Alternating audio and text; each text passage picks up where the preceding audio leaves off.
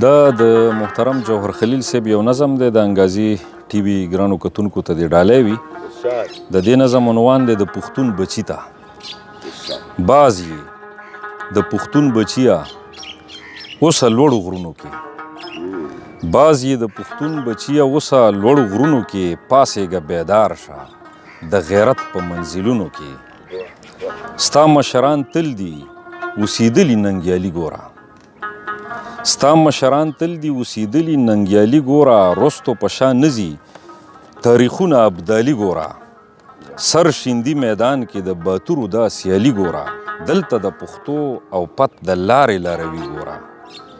زه په دغه لاره ځای به مومي جنتونو کې، پاسېږه بیدار شه د غیرت په منزلونو کې.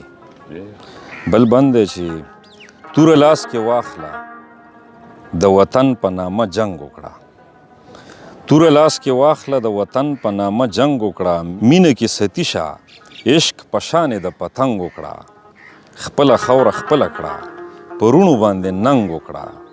غلی پاتې نشي د ظالم سره غورځنګ وکړه، لاره را پیدا کړه د غیرت په جهانونو کې، پاسېږه بیدار شه د غیرت په منزلونو کې.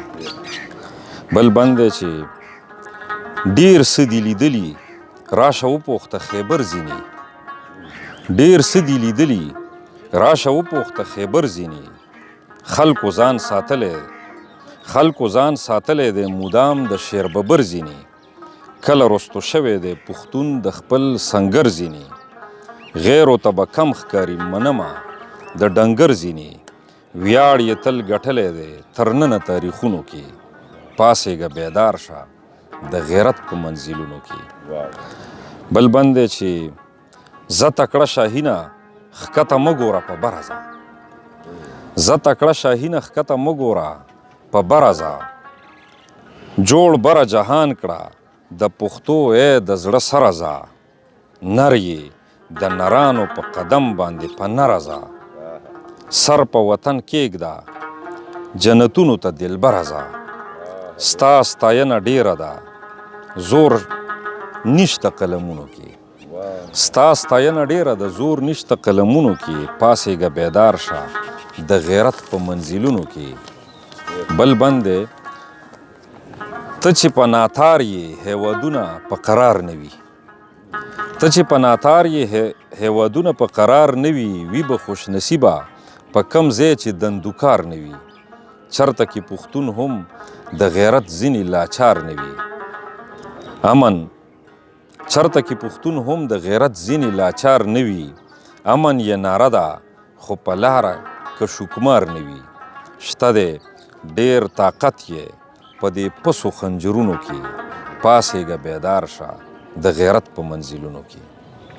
اخیری بند دی و پښتون بچیه د خوشحال بابا نمسی یې ته، و پښتون بچیه د خوشحال بابا نمسی یې ته. زوی د ایمل خان یې د پښتون قام ګلالی یې ته، سترګه د میرویس یې او په مټو ابدالی یې ته. ننګ د دریا خان یې درته وایم روهیلې یې ته. او زه جوهر خلیله ننګیالو سره ننګونو کې، زه جوهر خلیله ننګیالو سره ننګونو کې، پاسېږه بیدار شه د غیرت په منزلونو کې. باز یې د پښتون بچیه اوسه لوړو غرونو کې، پاسېږه بیدار شه د غیرت په منزلونو کې.